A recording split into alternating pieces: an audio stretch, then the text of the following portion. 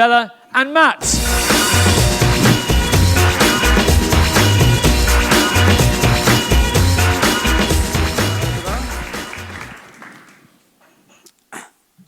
For as long as people have been on this earth, they have always sought to climb mountains, reach the highest peaks of the world, and then they sought to become inspired by the creativity of climbing and strive to make their mark and climb beyond human expectation. Paraclimbing has pushed this boundary further and demonstrated that climbing is a sport which isn't about the raw power of human anatomy, but about the ability of the mind to overcome any challenge which it faces. I'm Matthew Phillips, a member of the 2016 GB Paraclimbing team, and today I want to talk to you about paraclimbing. There's one major competition for the GB Paraclimbing team and anybody who wants to join it, and that's the British Paraclimbing Series, which consists of 4 rounds spread across the country throughout the autumn. The final score are then used to select the British Paraclimbing team for the following year. Anyone can enter. No matter if they have any experience at all, they can just go and have a go. The competition consists of 2 sections. The first is called top roping. Skip past that. Here, as you can see, and there are 3 problems of increasing difficulty where you're attached to a harness with a rope that goes up the wall. These are scored based on an amount of 100. If you get to the top, then you get 100 points. Let me just have a quick video to play. This was at the first round of the Paraclimbing World Cup in Scotland, a place called Edinburgh. As you can see, there's a harness going up and back down. It's quite a long route, very endurance-y, but on good holds. It's my kind of style, so I appreciated it.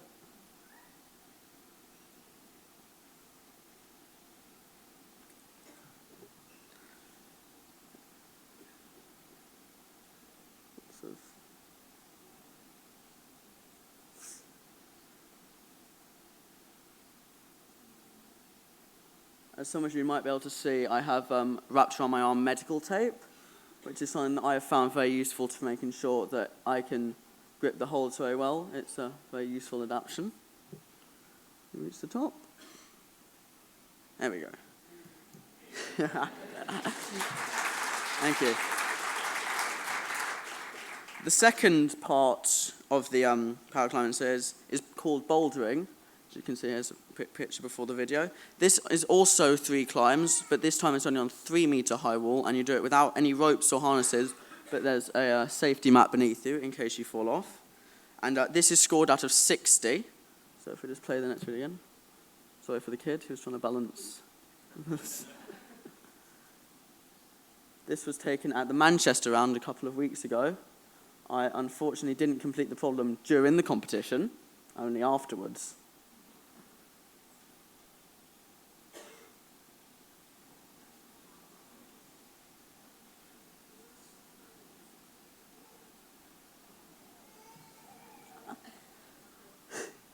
Yeah.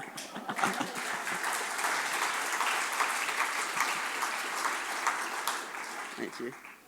All these points then added up at the end to come up with an overall winner in the category. There are many different categories, but the one which are relevant to reach, AU2, which is the category I am in, which is some arm below the elbow, and there's also AU1, which is no arm below the elbow.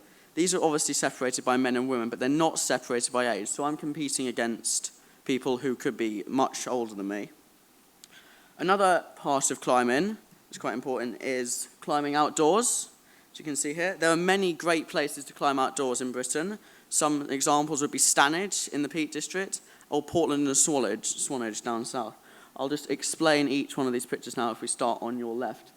The type of climbing displayed in the picture here is called DWS, or deep water soloing, which is a type of climbing that is done quite high up above water, obviously, so if you fall off, you end up in the water. I quite enjoy this one because I was a swimmer, so it sort of combines 2 things I'm relatively good at.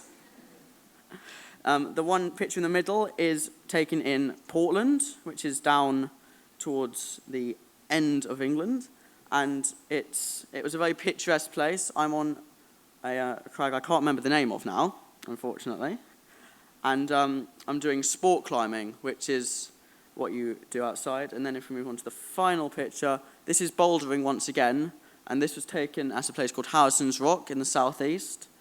And that's bouldering outside, where you don't have the safety of a thick crash pad beneath you. So you take your own little pads, which are called bouldering pads, and they make sure that you don't hurt yourself too much when you fall off. Okay. I personally endeavoured for many years to find a sport which covered all aspects of challenge for me. I found my love and inspiration for climbing when I went to my first ever competition 3 years ago. It was at a place called Castle in London. I'd never had any formal training before. I'd done a couple of parties, and that was about it. And I came second. And I was very impressed, and I exceeded all expectations I had of doing that. It was as simple as turning up and having a go. Without any experience formally, I just turned up. I had a go. Everybody was really supportive of me, which I found absolutely great. Climbing has changed my life for the better and has broadened my horizons and opened up many life-changing opportunities for me. Since I've joined the GB Power Climbing team, I've competed in 2 World Cups, multiple national competitions, not just for power climbers, but also in able-bodied competitions, which I think is quite important because I found that everybody, when I went to these competitions, was really supportive, even though I wasn't the norm for that.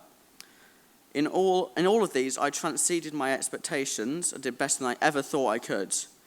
And all these competitions, I found everybody really supportive and friendly, and there's an atmosphere you don't seem to get in many other sports. My competitors cheer me up the wall, and I find, as I was a swimmer for 6 years, and when you're a swimmer, you go into the room before you race, and you sit down opposite your competitor, and you just kind of glare at each other very evilly, wishing that the other one will not swim particularly well. And that's definitely not something that I get in power climbing. My competitors cheer me up the wall, and I do exactly the same to them.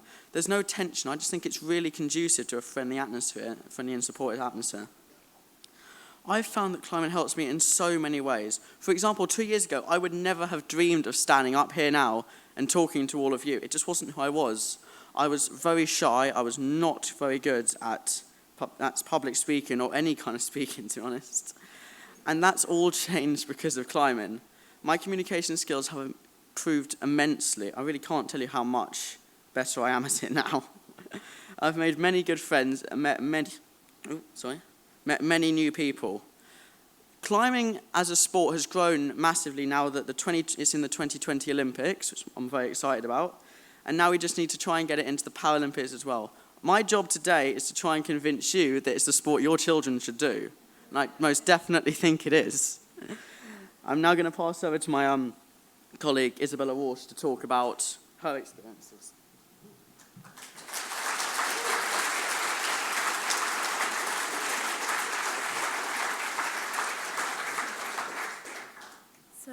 My name's Bella. I'm one of the newest members of the British paraclimbing team, having joined in December last year. So I started climbing when I started at university. One of my friends saw some people outside who were slacklining, which is kind of like a bouncy tightrope type thing. And so we went over to try that out, and one of the people there asked if we liked climbing, and I thought, hey, that sounds sufficiently dangerous. That sounds fun. And decided to try it out. In December that year, my friend told me about this thing called paraclimbing competitions, and he said I should go and try them out. So last year I did, and I did the paraclimbing series last year. Went to all 4 rounds because it was really fun and I really enjoyed it, and found out 2 days after the last round that I had been given a place on the GB team. So being on the GB paraclimbing team gives many opportunities to compete internationally. So I travelled around Europe to Italy, Austria and France for the World Championships over summer, which was really cool. And it's also given me opportunities like this to come here and talk to you, even though I am absolutely terrified. It's scarier than the climbing.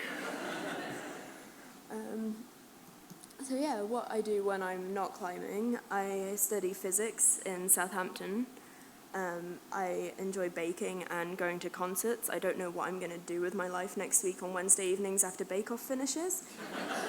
And I've also found prosthetic hands and really great for using as door stoppers, which I discovered during my Freshers Week at university. Alcohol may or may not have been involved. I thought it would be a fantastic icebreaker. My flatmates disagreed and many expletives were uttered. As well as it also gives the opportunity to make fantastic Halloween costumes, such as partially eaten zombie.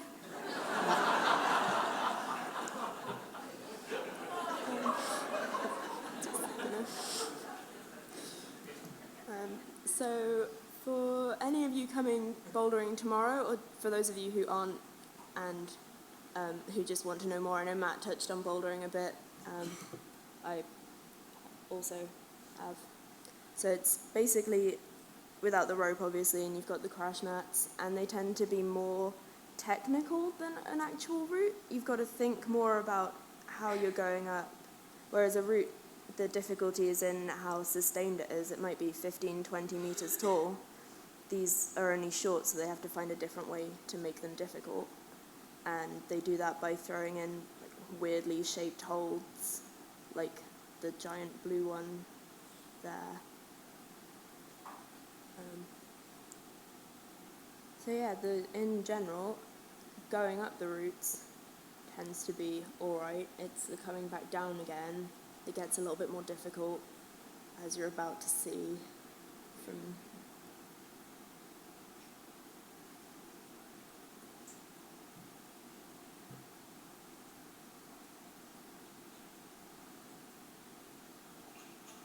And just drop.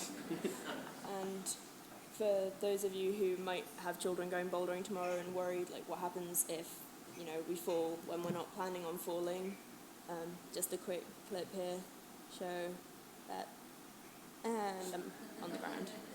So like you're completely fine. It's super safe. So yeah, any questions?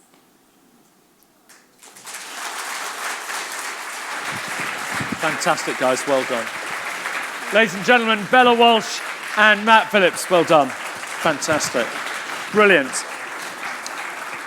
Not only, I think you'll agree, tremendous ambassadors for Reach, but also for paraclimbing as well. Well done, guys. Your purgatory's over in terms of the presentation, but you do have to stay just for a couple more minutes for any questions. And actually, while the microphone's coming around, if you stick your hand up, we'll bring a microphone to you.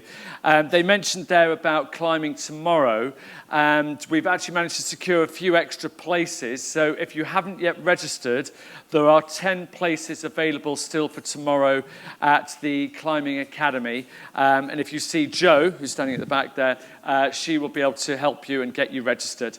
And just let her know. So have we got any questions? And I don't see, we do have a hand, anyone's hand? While we're waiting for that, I just want to ask you guys a quick question about, for anybody who's maybe taking their kids to one of these climbing centres anywhere around the UK, when they find out that you're a little different, what is the sort of reaction? Is it fairly receptive? Is it sometimes they're not too sure what to do? What sort of reaction do you normally get? I've been to many centres. Hang on, just stop there. Okay. You can hear me better now. I have been to many centres in my climbing career, and I've always found they've been really accepting. I've never been treated any different to a regular climber when they show up at a centre. I've always found that they've been really supportive. If I've been having a coaching session, they've always treated me as an equal. I haven't been put down on something that it's too easy for me or it's just not worth doing. I mean, they've always been really supportive of when I've gone to different centres. Bella? Yeah, basically found the same.